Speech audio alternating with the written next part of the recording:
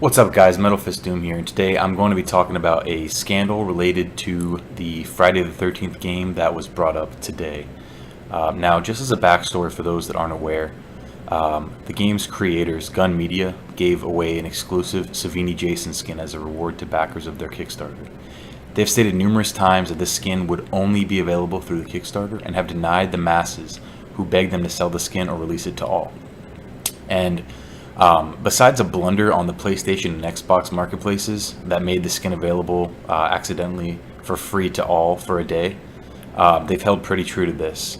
They've also made it abundantly clear that anyone who received the code from the Kickstarter, who was then caught selling the code, would receive a lifetime ban. And I'll be honest, when I got into the game in September, which was way after the Kickstarter had ended, I was curious to see what it would cost to buy the skin. There have been numerous listings for legitimate skin, which all go for upwards of $100 or so. There have also been many cracked Steam codes and listings which claim the seller would game share the code from their console to yours. Now, at that time when I was looking, I did notice there was a seller who had some listings where the quantity was more than 10 for a listing, and it looked to be a legitimate code. And again, at that time, I didn't honestly think much about it, other than it seemed pretty strange. Okay, so that brings us to tonight. I logged onto the subreddit for the game, and I saw the post that was titled "Something Really Shady is Going On." The user with a throwaway account was claiming that they had reason to believe someone from Gun was involved in the listings that I mentioned earlier, and the seller was selling multiple legitimate codes for over $100 a piece.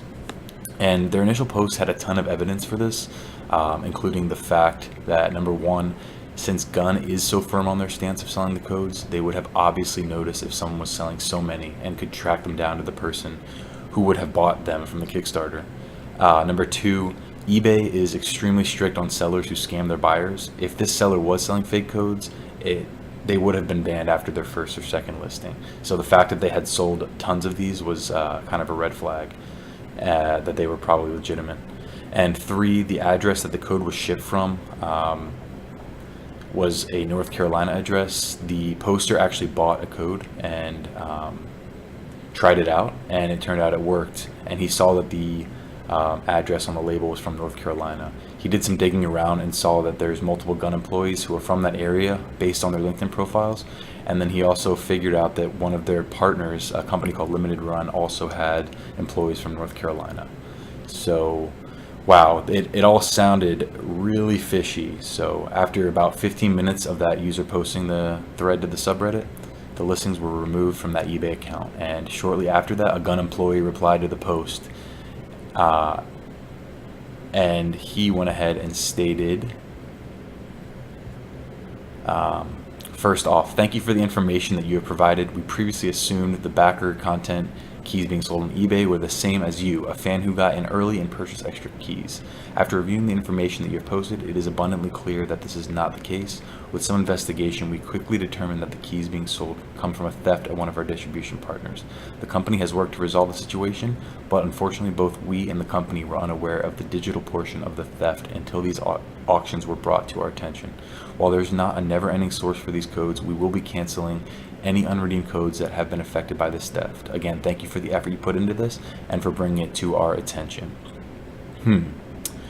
Well, this seems to clear things up. The story adds up. They were robbed at one of the distribution centers, and a thief stole a couple hundred codes as well, which we're previously unaware of. Gun thought the same thing as the poster, that the seller must have been one of their early backers who bought a couple hundred codes and was selling them. This sounds legit. Only, if Gun has been so adamant in tracking people down who are selling the codes illegitimately, how would they not have tracked down someone who had bought that many codes? If other posters' estimates are correct, the seller made about $23,000 on the sale of these codes. Certainly, they could have tied the purchases of them and deactivated those codes easily if they were able to do so.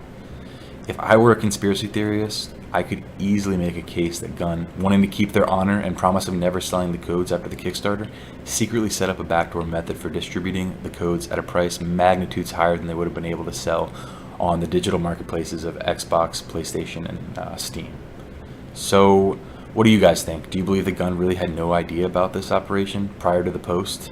Were they legitimately robbed of hundreds of Savini Jason codes? Comment below, let me know. And again, thank you for watching as always, and subscribe for more videos. Thanks so much, guys, and have a good one.